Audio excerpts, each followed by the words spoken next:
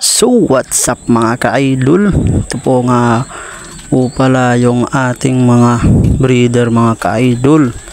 Yan ang ating mga breeder. Yang magandang ibong na yan, pinares ko po yan kay Borga para naman po lumaki-laki yung ilong natin mga ibon mga ka-idol. Yan, at dito naman si si magandang ibon po to mga ka-idol. Yan, pinares ko po yan kay Bidak mga ka-idol. At ito naman po si Pingak mga ka-idol, at saka si Sky yung pares po niya. Yan si Sky po mga ka-idol. Yan, at dito naman po si magandang ibon natin mga ka-idol. Yan, naglilimlim po yan mga ka-idol. 3 itlog po yung pinalimliman natin mga ka-idol. At dito naman po mga ka-idol yung ating puting ibon.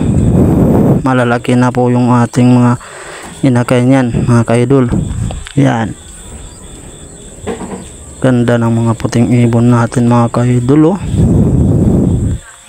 Dalawang pisa po ng ibon natin yan mga ka-idol. Yung ating puting ibon, mga dalawang inakay po yan.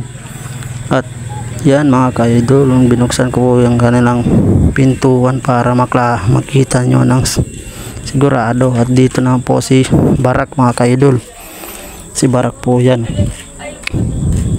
At saka yan si Obame, naglilimlim po yan mga ka-idol. Dalawang itlog po yan mga ka-idol.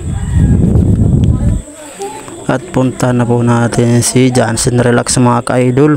Yan, pinarisan po yan natin ng banded. Binili po natin yan sa may tropa natin mga ka-idol. Yan, at ito naman po si Hika, yung pang-8 nating breeder.